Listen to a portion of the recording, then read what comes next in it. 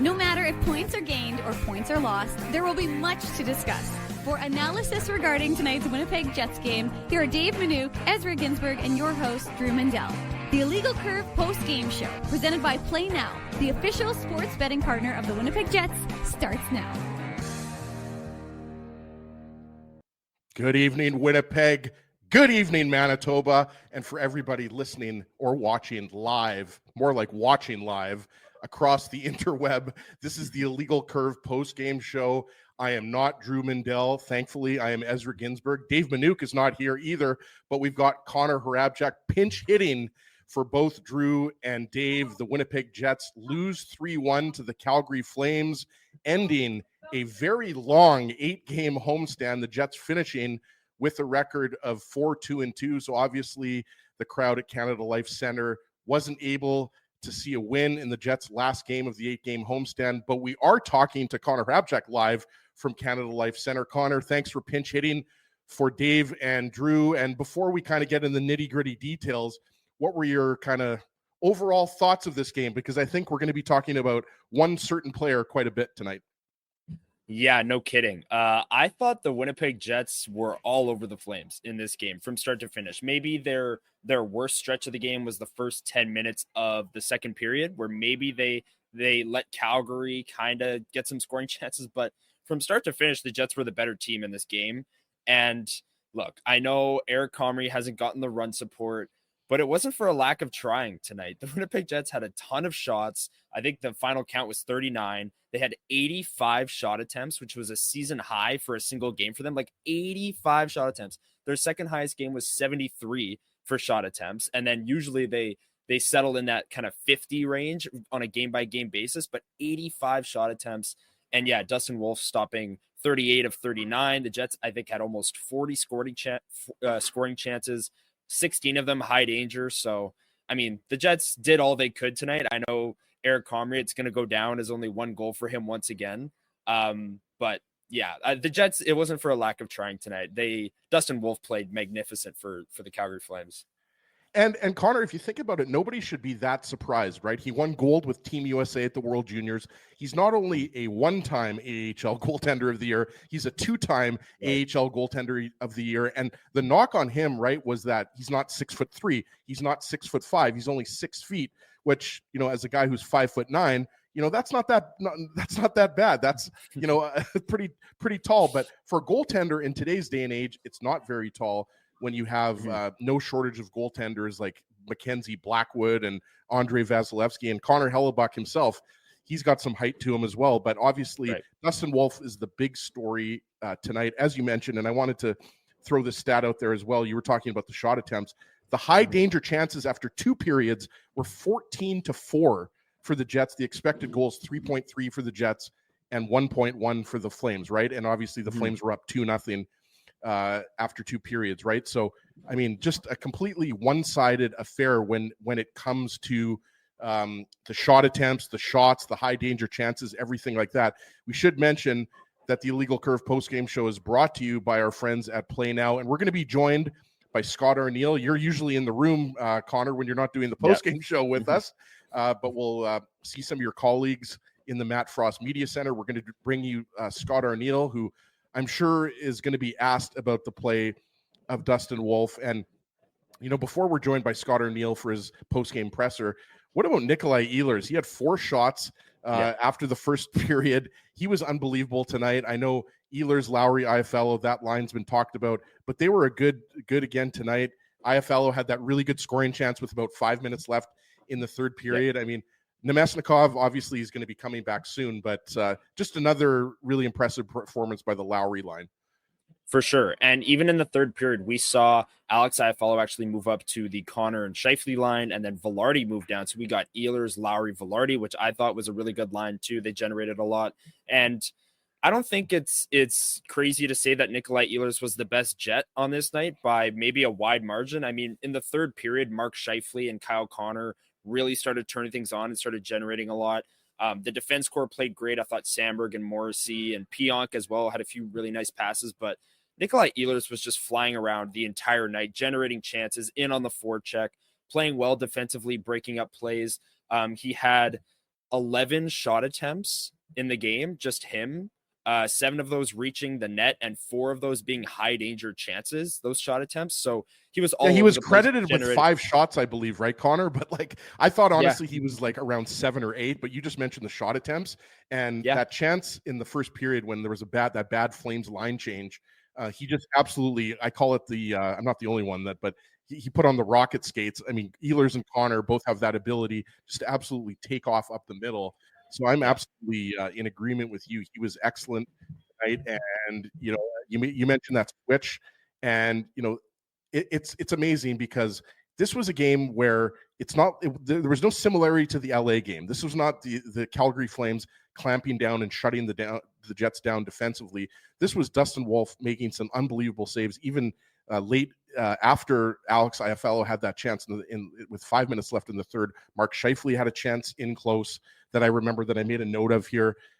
So just incredible. And that's okay, right? To say that the Jets got goalied. Dustin Wolf was the first star of the game. I don't know that for a fact, but I'm assuming he was. He was, yeah. Okay, there you go. So when you stop 38 shots, many of them high danger, that's not to be, that's not surprising, I should say.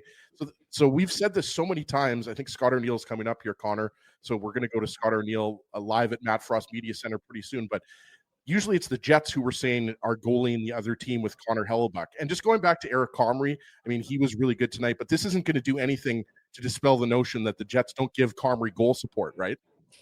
But like, they did all they could. I don't know, man. Like, this is how it feels to play against Connor Hellebuck on most nights. So Jets fans, if you're looking forward to the Four Nations and assuming you're cheering for Canada here in Canada, this might be what it's like playing against Connor Hellebuck.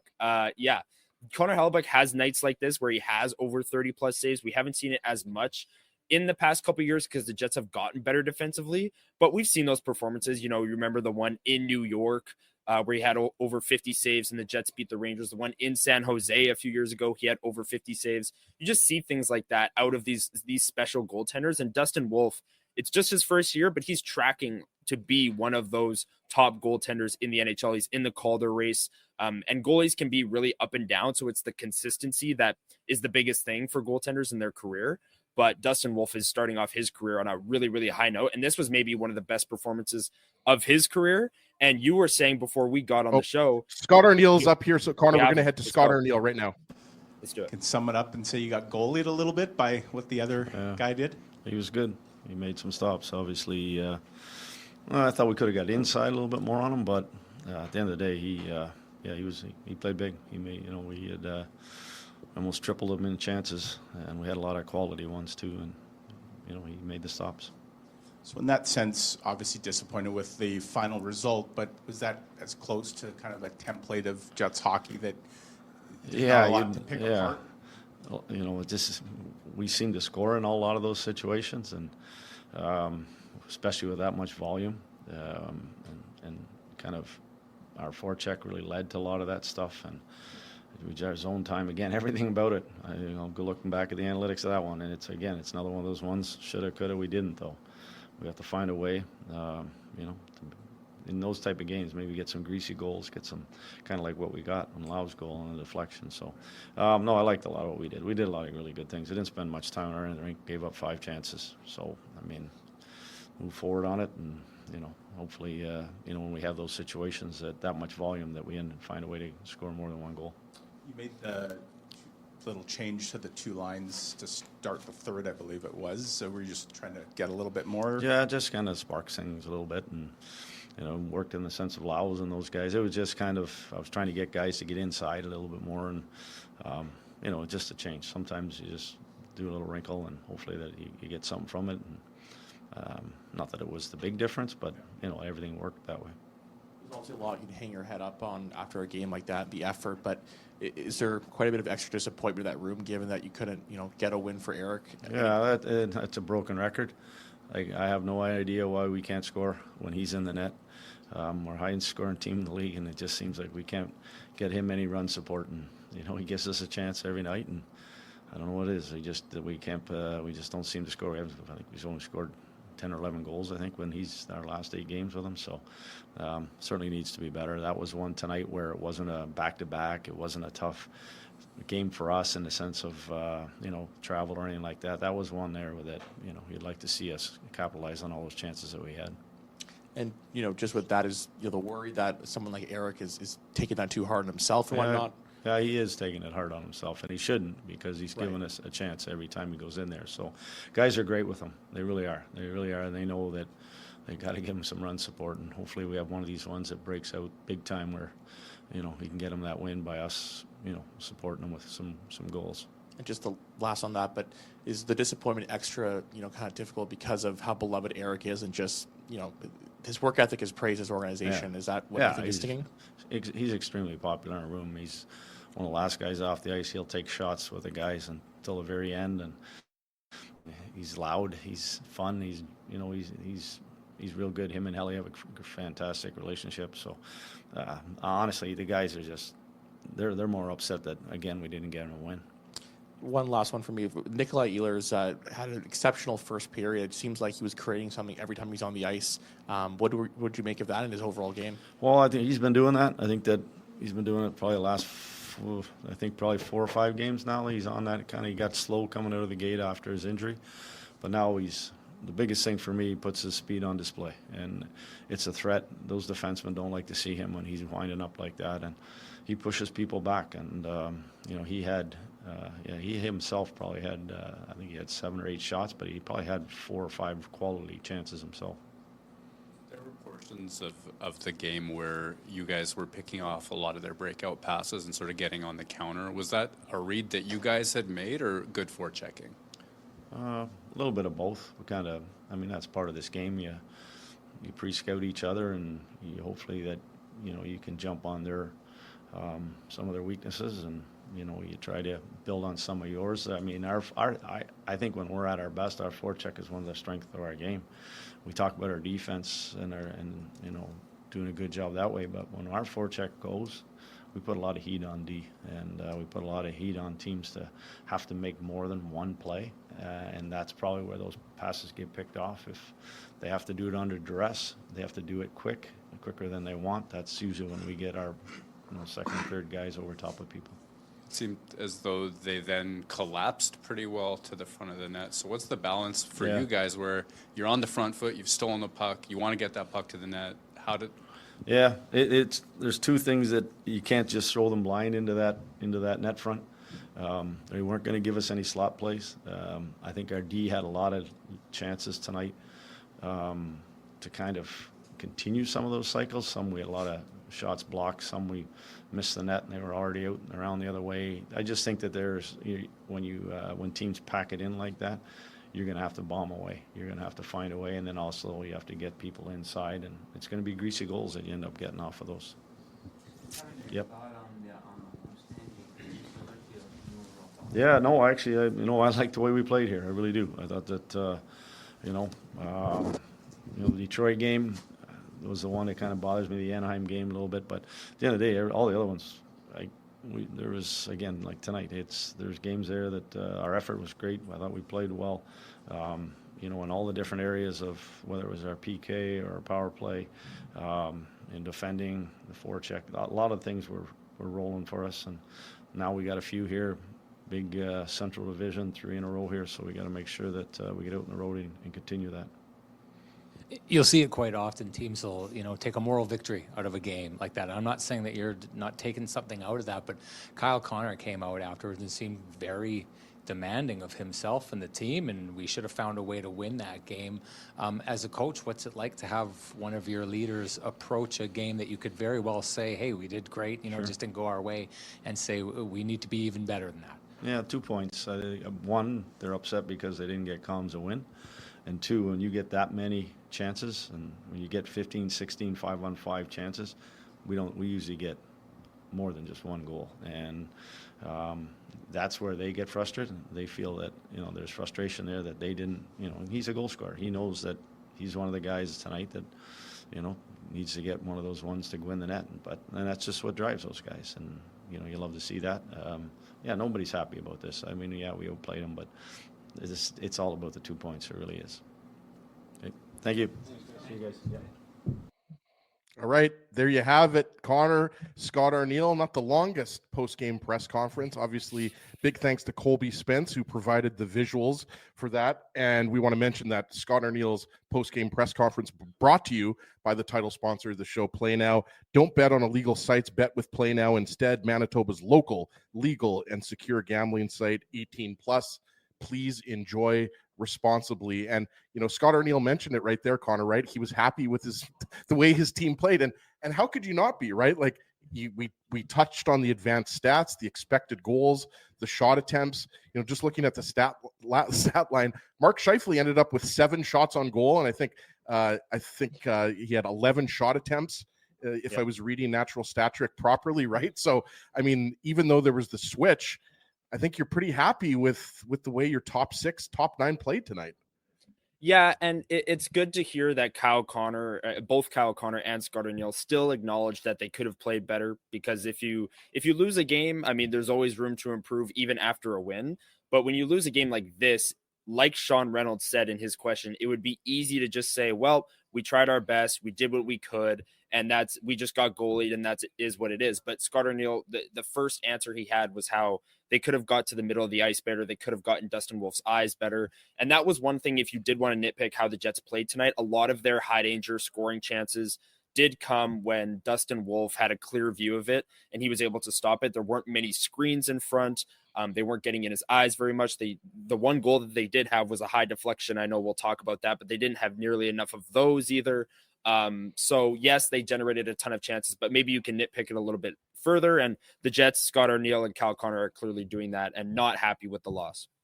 Yeah, I know. I think it's a good point that you make, right? And because the goal is obviously a tip by Adam Lowry. Kind of funny. We'll get into it in the post-game recap, but he was hit in the back before that by the Logan Stanley point shot, right?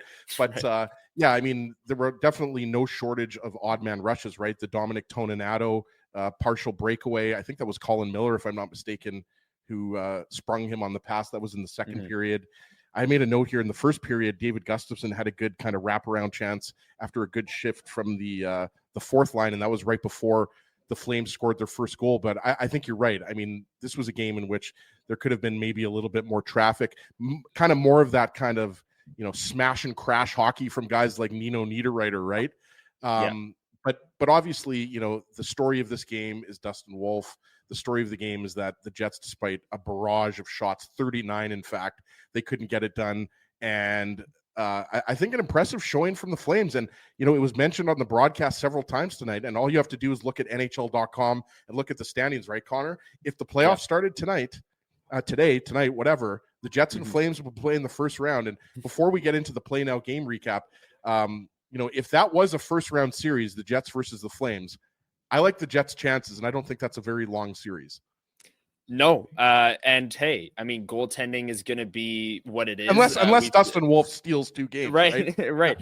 Unless Dustin Wolf steals games, unless Connor Hellebuck doesn't steal games, it's so much of that series would come down to goaltending. But the way the Jets played tonight at 5-on-5 in their structure, I agree. If those two teams met in the first round, I'm not sure if they play again the rest of the season. I know the Jets have already played in Calgary, so I guess they should have one more matchup. But this game would give you confidence going into that first round that the Jets can hang with the Flames at 5-on-5. You've seen their special teams, especially their power play, best in the league. Penalty kill has been better as of late as well. So this is a game that the Jets can take, not maybe as a template win. I know we talk about those a lot and those like big time wins in the season. And this obviously wasn't even a win, so they can't take that home, but they could take a lot of good from this game and how they played. And yeah, a lot of the post-game commentary was dominated by not getting it done for Eric Comrie, which I think he's lost his last 7 starts or last 8 starts now. And again, he's not getting the run support in those games, so it's not his fault, really. Yeah, and just to throw out those numbers again, and Scott Arniel referenced it, he was off by 1, but the Jets have scored 12 goals in Comrie's last 8 starts.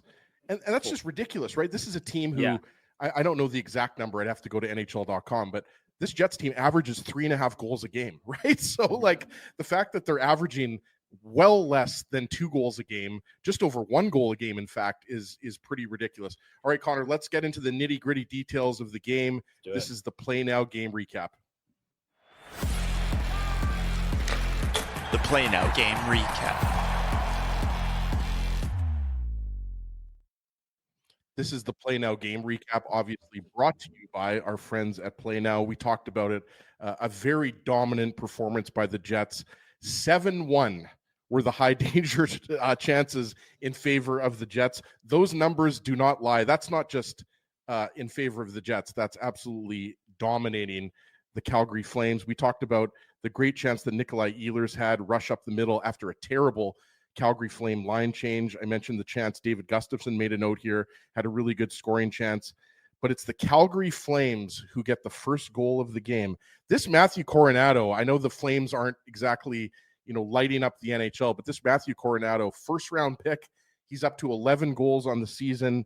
It's a really nice effort by Blake Coleman. Kyle Connor, Dylan Sandberg has the puck behind the net, and it goes up the wall. Kyle Connor turns the puck over a little bit. It's Blake Coleman that digs out the puck and wins that battle with Kyle Connor, gets it to Matthew Coronado. And we're not going to give it the Seagram shot of the game, Connor, but this is a beautiful shot by Matthew Coronado on the Flames' first goal. This was, and I believe it actually does deflect off of Neil Pionk as well. After I watched the replay on this one, and Comrie kind of settles in as the puck is coming towards him, and then it deflects past the blocker side. But yeah, a really nice shot. And Sandberg and Connor both had a chance to maybe get that puck into a safer area, get it out of the zone. Obviously, they don't. Coronado makes the play. But it's a play like this where I don't know if people are blaming Eric Comrie for this game. I don't know if they can. But it's a shot like this where Coronado, like you said, 11 goals this year, first-round pick, fires a shot. It deflects off of Neil Pionk on the way to the net, doesn't lose its speed, and deflects past Eric Comrie. It's like, I don't even know if Connor Hellebuck makes that save. Like that's a ridiculous shot that deflects on the way right in front of Comrie in the crease. So if the Jets didn't give Comrie enough run support tonight, but if people are flipping that and saying, anything on the backup goaltender on this one or even the second goal, which we'll get into, I just don't see it. This is an unstoppable shot in my opinion. It deflects right in front of him. I'll be honest with you, Connor. I didn't realize that it deflected off of Pionk. I thought it was just a nice shot by Coronado, but you're right. Just watch the replay, and we just had the comment up there. Like, Comrie doesn't really have a chance on that one. We already know that it's tough for a goaltender, even if you're on top of your game. It's tough a shot like that from the slot, right?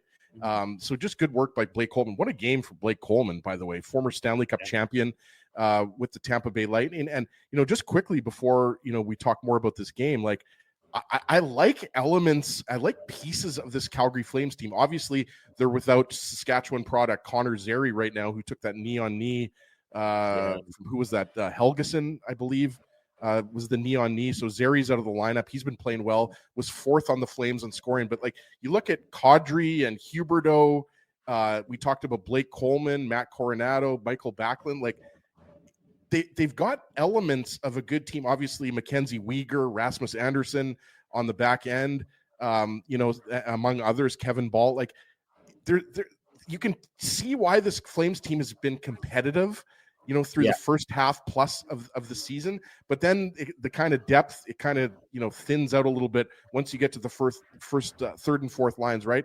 Rory Cairns also, what a story. I believe he was a sixth round pick, a former 100-point guy in the Ontario Hockey League. He's really, I think, only in the lineup because of the Connor Zary injury, right? He's only played 4 games, but he's got 4 assists in his first 4 NHL games.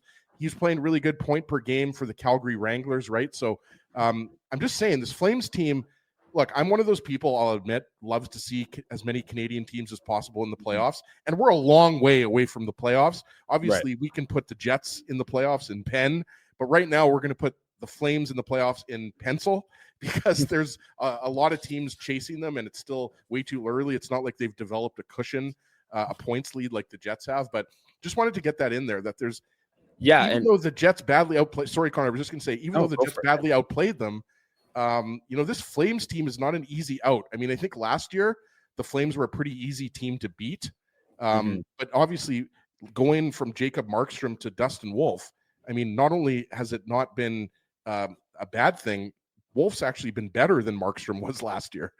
Exactly. And just to kind of further your point on the elements and the pieces of this Flames team, you can also see why maybe there are reports coming out of Calgary that they don't want to give up on this team. Everyone talks about Mackenzie Weegar and Rasmus Anderson potentially being the guys that the Jets could target to be that top pairing right shot defenseman for the long term, the big swing, the big addition that would really transform that blue line. But the Flames have really no interest, or at least that's what the reports are saying, in trading either of those guys. And it's kind of, it's nights like tonight where you see standout performances. I know the Flames as a team didn't play very well, but Dustin Wolf obviously was great. I thought Weegar was great, and Rasmus Anderson. There are bits and pieces there to where Calgary, obviously they're in a playoff spot right now. They could be a playoff team, and if they were to buy, maybe fill some of those holes, some of those gaps where they're weak, they could be a team that, makes noise in the first round with a hot goaltender like Dustin Wolf. And we see so many times in the NHL, a hot goalie comes in and steals a game, steals a round, and all of a sudden it's Dustin Wolf in the Calder discussion. He's been great, and he'll give the Flames a chance to not only make the playoffs, but in the first round against anyone. I think I've mentioned this before, Connor, and again, we'll get more back into the game, but just sticking with Dustin Wolf here, I remember talking on the Saturday show with Dave about this. Mm-hmm. There's similarities between Dustin Wolf and Thomas Milic with the Moose / Jets, right? And the size, right? Like that, like, I don't care what anybody says. The Jets got to have a steal with Thomas Milic, and you forget he's 21 years old at this point, 22 years old. Like, he's still very young. He's only getting better. And yeah, 23, and Wolf is 23, right? And these are two guys that excelled at every level.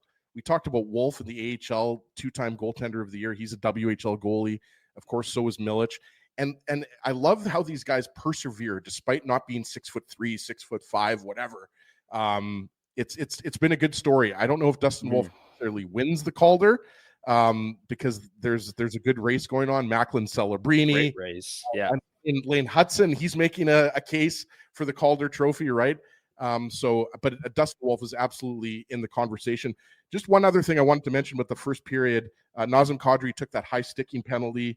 Thought, the Jets didn't score on the power play. I made a note here. Scheifele had a really good, 2 good scoring chances, and I thought the Jets power play looked good. And even though they didn't score on the power play tonight, it's not for lack of chances, right? And just wanted to get that in there, that, it's kind of weird talking about the Jets not scoring a power play goal in a game, right? Because it's been heading into this game, it was 50% over the last 5 games.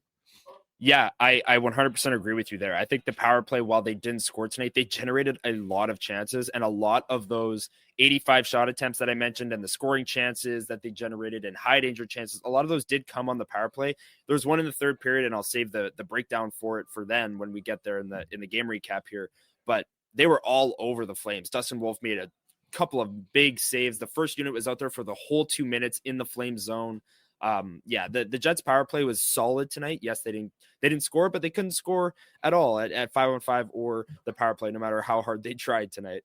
So I liked the power play. There's nothing to panic about there. Just because they didn't score tonight, they generated plenty with the man advantage.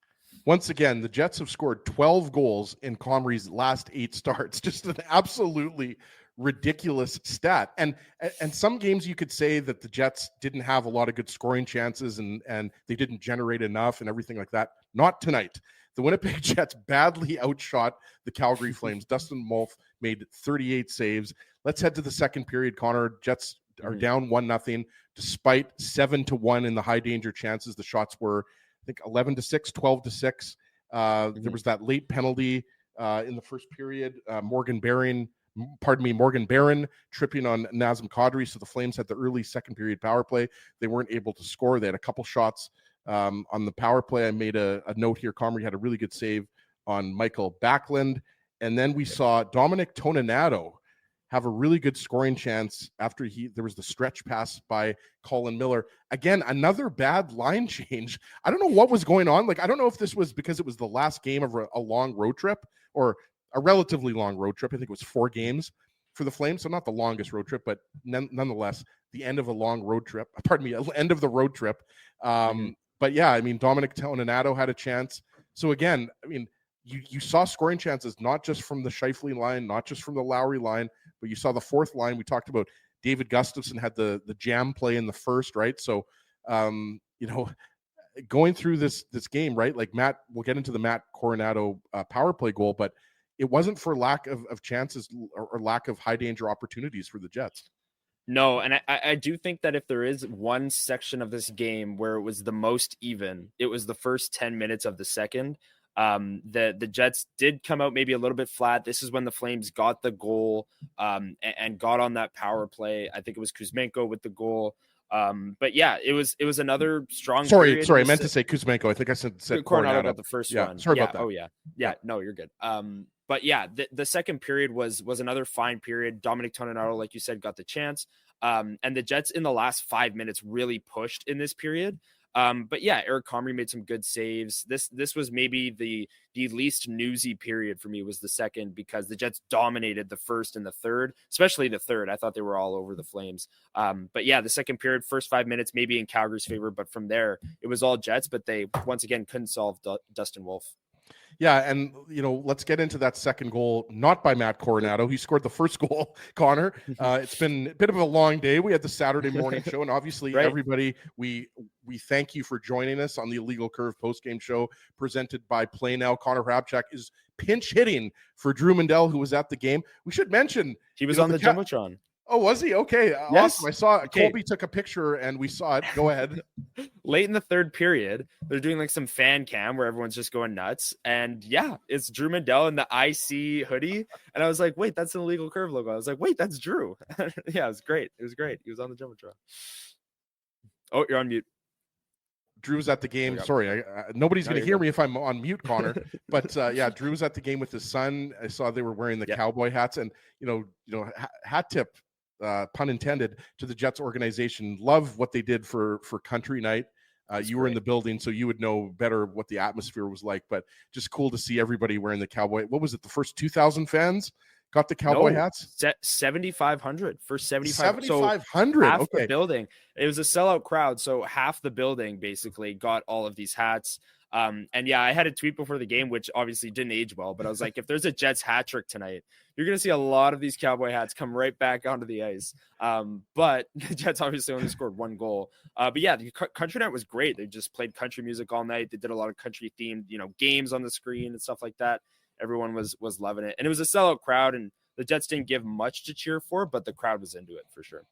I'll be honest, I saw that tweet that you put out there, Connor, and I was like, please let there be a hat trick just to see those cowboy hats on the ice. I think everybody in Winnipeg is like hat trick happy with the Kyle Connor first period natural hat trick, right? Like, so it's almost like Jets fans are expecting a hat trick every game, but not when Eric Comrie is in that. I'm not going to mention that stat because I just mentioned it, but maybe we'll mention it again later. But let's talk about that second goal by Andrei Kuzmenko, because obviously it's on the power play. Mark Scheifele is off for high sticking. It was on Braden Pahal. And this is just really impressive work. We talked about Rory Cairns earlier, former 100-point plus guy in the OHL. He's only played 4 games. I mentioned this earlier. He's got 4 assists in 4 games, but man, he's got speed. And I love, by the way, that the Flames are putting this rookie out there on the second, I think it was the second power play unit, right? So just love to see that, right? Because we always talk about, the opportunities for guys like Brad Lambert, guys like Nikita Chibrikov, Cole Perfetti's still a young player. He obviously gets second power play time. But Rory Cairns here, to me, the zone entry is the huge part of this. Obviously, Blake Coleman makes a nice pass. But it's a really nice shot by Andrei Kuzmenko, who, by the way, Connor, I'm pretty sure the Vancouver Canucks are really regretting moving this guy because he's got some skills. Yeah, he does. And yeah, this goal, I agree with you, is all the entry. The Flames players, you see the Connor, Scheifele, Velarde line do this a lot as well. Not necessarily on the power play, but you'll see someone drive the middle on kind of a 3-on-2. The defensemen have to take that player, and then they'll hit the seam pass right behind them and then walk right in. And the Jets didn't really handle this too well. They had numbers back, but with they're that kind of backing drive, up a little bit too much, right? Yeah, too much. Yeah, that gap that coaches always talk about, right? Exactly. And Kuzmenko, when he takes this pass, it seems like he's almost shocked at how much room he has to step in. He takes like 2 or 3 strides before taking a shot right in the middle of like the slot, high danger chance, unscreened right at Eric Comrie. And he obviously scores, and it's a nice goal. Flames go up 2-0, but the Jets didn't really handle this one too well. The penalty kill has been better since, I'd say, the holiday break. Their percentage is up, and it's continuing to climb, but this was one of their poorer reps with letting Kuzmenko just walk right in there, take 2-3 strides right into a high danger spot and beat Comrie. And Connor, that was only Kuzmenko's third goal of the year. I just checked that. Really? Yeah. I just had to double check that. I was thinking, he was going to have like 8 goals, 9 goals, 10 goals, something like that. Yeah. That was only his third goal of the year. He had 14 goals all of last year. So I still say that that's a steal. He's a good player. Obviously, coming out of the Russian league, he put up really solid numbers. Just looking here, 20 goals and 53 points in his last year in the Russian league in 2021-22 with St. Petersburg. Thank you to Hockey DB. I don't know what I would do without Hockey DB. Like during these post-game shows, like I am just clicking left and right on Hockey DB, going back. Rory Cairns, by the way, Connor, just wanted to give him a shout out. I realize this is a Jet-centric post-game show. Rory Cairns had a 118-point season for the Sioux Greyhounds. Wow. Another smaller player at 5'11", 5'10", 5'11". But again, you love to see those late draft picks, right? Dave M has been talking a lot about Kieran Walton, obviously, who's third in the league in OHL scoring right now. So I'm the type of guy that I just love to see those late round draft picks kind of entering the NHL maybe a little bit later than other kind of first, second round draft picks. But yeah, Rory Cairns on that goal, displaying his speed and kind of, again, I don't think anybody's going to say he's in the Calder Trophy discussion after 4 games, but if he keeps this up, maybe he will be. But obviously Dustin Wolf he had an excellent tonight. A reminder, if people are just joining us right now, 38 saves for the goaltender from California. He was excellent tonight. The Jets threw everything except the kitchen sink at him. Wanted to mention one other thing from the second period here. After Andrei Kuzmenko scored on the power play, Scheifele had a really good scoring chance off of a rush on a really nice pass from Ehlers, if you remember that one. So again, we talked about it. Scheifele had 7 shots on net tonight. Nikolai Ehlers had 5 shots on net tonight. We talked about, Adam Lowry obviously scored the goal that we'll get into here. But I mean, again, we'll talk about the third period, but after 2 periods, the expected goals were 3.3 for the Jets and 1.1 for the Flames. Those numbers don't lie. I mean, 12-3, 12-2, 14-4 in high danger chances. I'm going to get it right eventually. I have three pages of notes. 3 pages of notes here, Connor. When I'm doing hosting, I really have to take full notes, right? Sometimes when I'm not hosting, I take maybe, a page of notes, or maybe I just kind of wing it a little bit, but not when I'm hosting and replacing Drew Mandel in the host chair. This is the Illegal Curve post-game show brought to you by Play Now. I'm Ezra Ginsburg. This is Connor Harabchuk. Want to mention that we want to learn to bet with Play Now, the official betting partner of the Winnipeg Jets. Sign up. We have a great promotion here, or they have a great promotion. Sign up and get up to $250 in bonus bets. Conditions apply, 18 plus, and we always say enjoy responsibly. So let's go to the third period here. So we're going into the third period. The Jets are down a couple of goals, but as we've mentioned several times tonight, completely outplaying the Flames. The only reason why the Jets didn't have a goal was because of one Dustin Wolf, an excellent goaltender who's definitely in the Calder Trophy discussion. And we should also mention, this was mentioned on the broadcast, the Flames only had 1 loss this season, entering the third period after leading after 2. And that's no surprise. Most teams have really good records. And that record did not change because the Flames hung on for the 3-1 win. I wanted to mention, Connor, you were in the building, so you would have had a much better view than I did sitting on the couch here in my St. James home. Nazem Kadri had a really good scoring chance. After Kyle Connor stopped it in the net, he had a really good back check. After he backed up and had a really good back check. What did you see there? Because that looked like it could have been a game-saving, kind of something you don't see very often with Connor behind Eric Comrie and making the save. Huberdeau made the cross pass to Kadri, and it looked like that could have been a game-saving save if the Jets were ultimately able to come back, right? Yeah, so Kyle Connor with a really good back check to get back and break up that play, and then goes crashing into Comrie, and he's kind of just gathering himself before he realizes that someone is shooting the puck right at him. And he's in the net and he knows that, but he doesn't know that the Flames have the puck and they're about to shoot. So he goes and he's about to basically get up, and then he ducks and the puck hits him in the back and then hits the post and goes out. So a really lucky bounce here. And then the Jets later on, we can talk about it now, got the double post for the Flames. So a few lucky bounces for the Jets while they did dominate, the flow of possession and all the shots and chances. They did get a few lucky plays here in the third, where this one Kyle Connor just gathering himself in the net makes a save. It goes off the post, and then the double post later on. But yeah, it was that close to being 3-0 for the Flames at the time, because Kyle Connor, while he made the play, was kind of just battling to get back into it, and then hit him in the back and hit the post and just barely stayed out. Yeah, and obviously you were at the game, Connor, but on the broadcast, the goal graphic came up, and the animated graphic came up, and the Flames thought they'd scored, right? But then when we saw the replay on TV, it was clearly evident the puck didn't go in, right? But let's get into the Adam Lowry goal, because obviously it's the only goal we have to talk about tonight, and it's obviously going to get this. The Seagram shot of the game.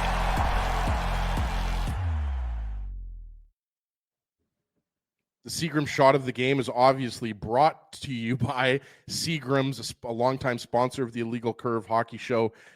Maybe you're going to try Seagram's 83 tonight. Maybe you're going to try Seagram's VO, or maybe Fireball. Fireball tastes like heaven, burns like hell. Do you ever drink Fireball, Connor, by the way? Yes, I have had Fireball before, and that is accurate. That description is accurate. I'm not going to do a shot tonight. I think you've seen me do shots of Fireball previously on the Illegal Curve postgame show, but not while I'm hosting. I take my hosting duties very seriously, so I'm not going to do a shot of Fireball, but I have done many shots of Fireball in the past, and it's a delicious drink. So we thank Seagram's for their sponsorship of the shot of the game. And we talked about it a little bit earlier, but this one isn't going to be on the highlight reels for years to come, Connor. Obviously, the Jets have some pressure. The Lowry line is out there, and Velarde was out there. Was Velarde out there at that point on the Lowry line? Yeah, he was. Okay, so because you mentioned it, you made the good point that earlier they made that switch by moving Iafallo up to the line with Scheifele and Connor, and then Gabe Velarde was playing with Lowry. Who am I missing here? Lowry and Ehlers. I almost forgot who was on that line with Nemestikov and Appleton. I mean, for so long we had Nemestikov as the 2C and Appleton as the third line right winger. Sometimes I forget who's on the top in the top six right now, but obviously, just a pretty bare bones goal, right? Like Adam Lowry gets it back to Logan Stanley. Logan Stanley hits Adam Lowry with the shot, comes over to Colin Miller, and it's just a nice tip by Lowry, and finally the Jets solve Dustin Wolf, Connor. Yeah, it's about time. It felt like this was the beginning, because the Jets had been pressuring the whole time, and they finally got him. This was with 17:45-ish left in the third, so there was plenty of time to get one more goal for the Jets.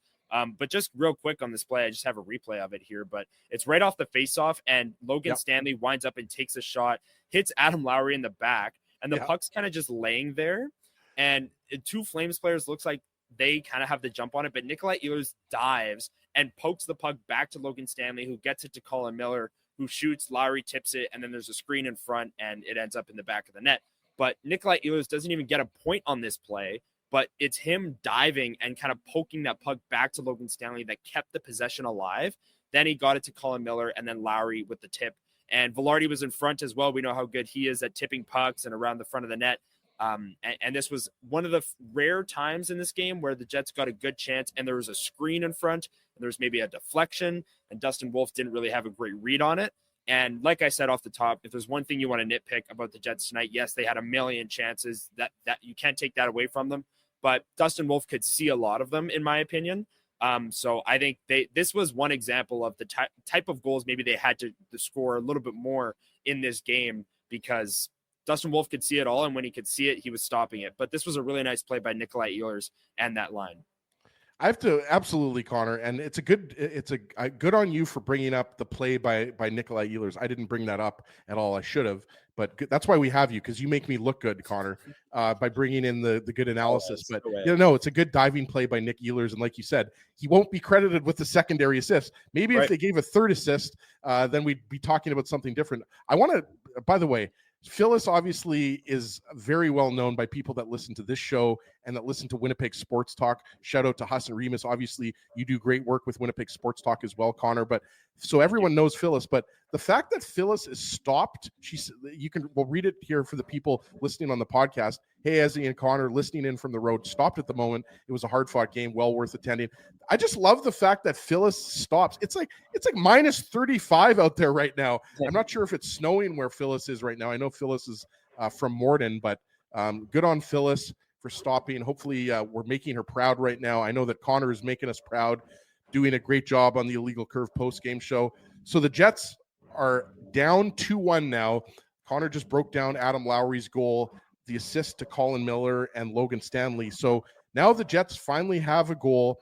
Like you said, Connor, it's early in the third period. So what happens? And we talked about it. It looked like Matthew Coronado might have had his second goal of the game on that spin around shot by Blake Coleman, but it turns out that it hit the post and crossbar and didn't go in. So what happens after that? Well, the Calgary Flames were absolutely under siege in that third period. They were hanging on for dear life.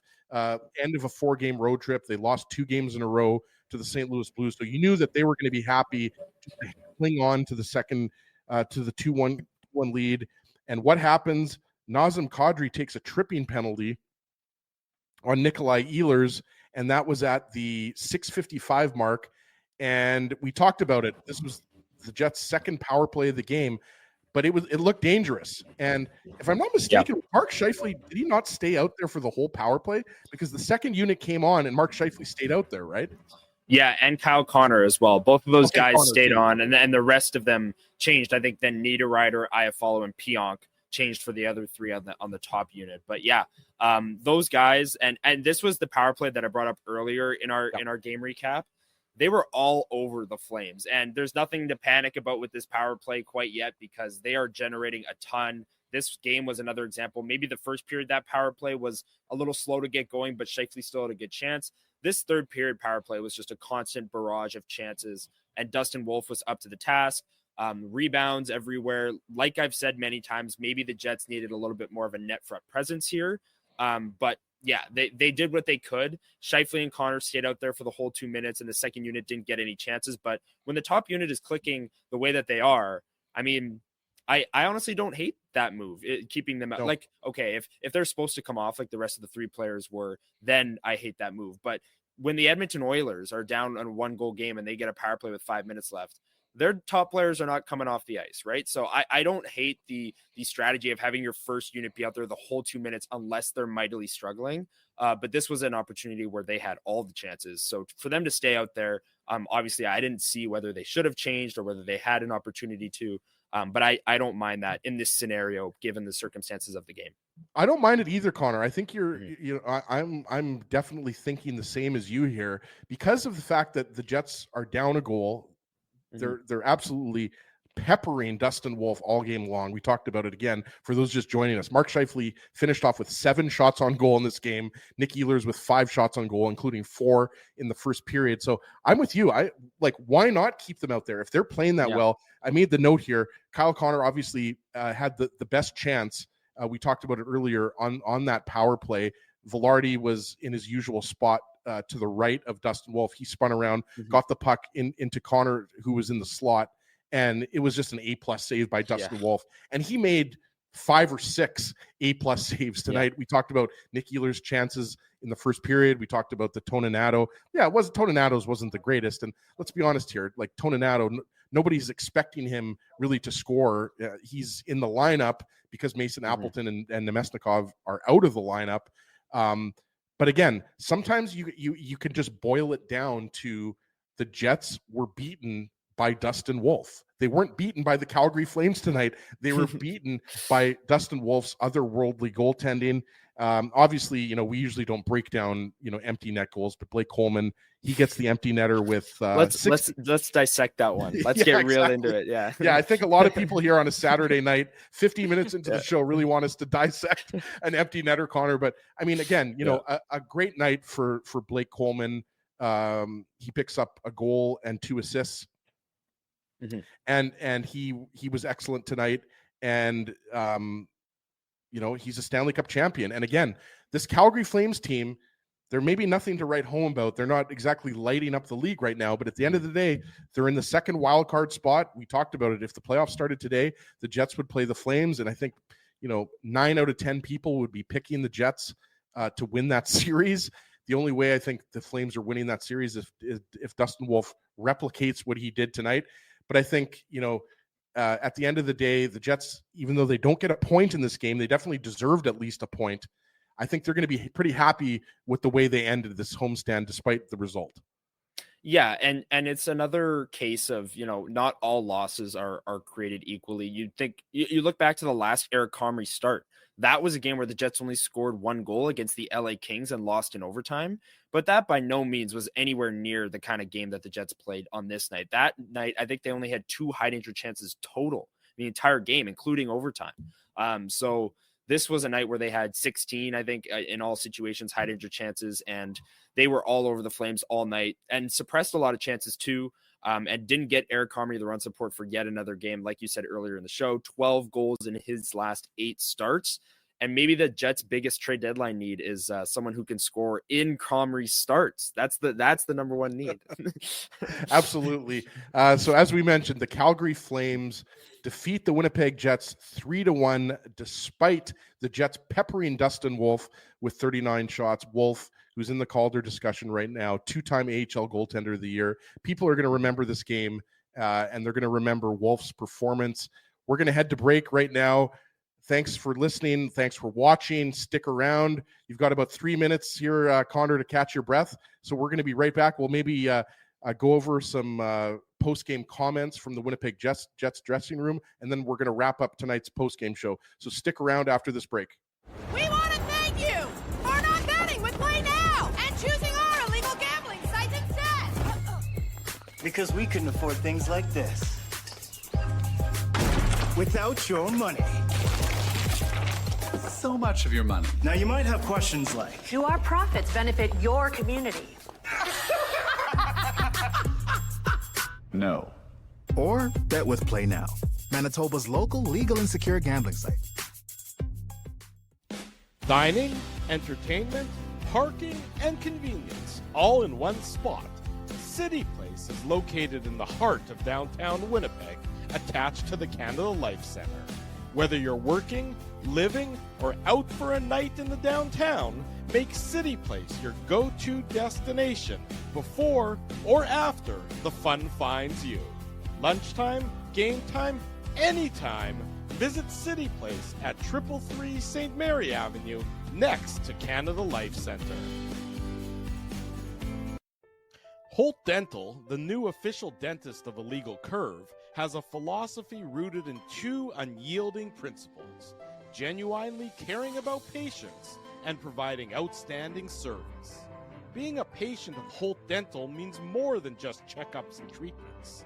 It's taking the time to listen and talk to each patient so they can achieve the best long-term health, functionality, and aesthetics for their teeth, mouth, and gums. Conveniently located at Grant Park Festival on Taylor Avenue, Holt Dental is dentistry of the highest quality in a comfortable and relaxed environment. For more information, visit holtdental.ca. Oh, and there's plenty of free parking at the front door, too. Celebrating its 40th year as Winnipeg's home for stand-up comedy, Rumors Restaurant and Comedy Club has recently been named Canada's top comedy club and a top 5 comedy club in North America. From birthday parties to date nights to fundraisers and everything in between, Rumors is your destination for the best and most affordable live entertainment Winnipeg has to offer. For more information on upcoming shows, Rumors' incredible promotions, and to purchase tickets, visit rumorscomedyclub.com. This January at Boston Pizza, every day is Pasta Tuesday. That means BP's famous pastas start at just $11.99 every single day. Create your own or go gourmet for just a few bucks more. Come on in for Pasta Tuesday pricing any day. Only this January at Boston Pizza. Welcome back to the Illegal Curve post-game show.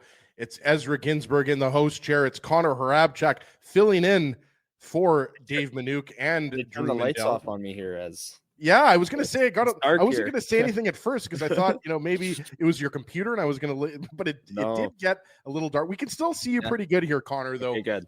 We obviously appreciate you pinch hitting tonight. Just one more, I think before we wrap it up here, I think it's worth repeating once more. Obviously, the shots were 39-22 for the Jets tonight. The high danger chances, I referenced them earlier after 2 periods, but in all situations, so that includes even strength and the power play, the Jets had 16 high danger chances to the Flames 4. So the Flames did not have a single high danger chance in that third period. Not surprising because they were obviously holding on for dear life, just trying to get the 2 points at the end of this road trip. But again, Connor, we've already said it multiple times, but just an incredible performance by Dustin Wolf. The Jets did everything but tie this game up and get a point in this game. Yeah, and I've said a few times that the Jets maybe could have gotten people in front of him a few more times tonight rather than just these shots from high danger spots that he could see. But even having said that, the Jets still win this game 9.5 out of 10 times if they play it 10 more times, right? Like they absolutely dominated this game. You brought up some of the numbers there. The shot attempts 85-44 in the Jets' favor. 85 is a season high. I was going to say, Connor, is that good? I think that's pretty good. No, that's really, really good. Yeah, the Jets usually are in that 50 to 60 range, anywhere in there. Their season high before this game was 73. So they had 12 more shot attempts than their season high. And hey, sometimes it's just not enough. Sometimes you run into a hot goalie and this is what happens. And having been in Winnipeg, and I'm sure all of the Jets fans in chat, having watched the Jets since Connor Hellebuyck's arrival, this is how other teams feel on nights where he looks unbeatable. But yeah, the Jets, I think, did all they really could tonight. Yes, they could have done a little bit more, as Arneal and Connor said, and we've spoken about, but they played really, really well. And I think they can take a lot more good out of this game than bad.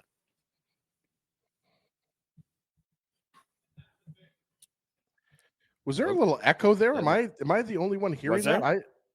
I heard an echo. I hope I'm not the only one hearing that. Now, Now I'm hearing an echo of myself, which is really throwing me off.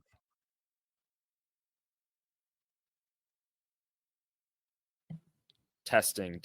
Still got an echo? No, there's no echo anymore, but we had one there for a second. Echo? So okay. No. Okay. Well, maybe we'll wrap the show up because I'm starting to hear an echo. But before we wrap the show up, Connor, what do you guys have planned for Winnipeg Sports Talk Sunday Live tomorrow? Yeah, looking forward to that show.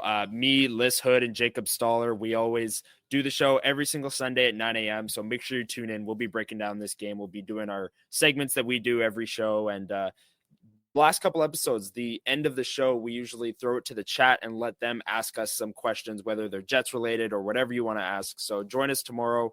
Throw your questions in the chat. And we like to have a good time. So we hope it's worth your time.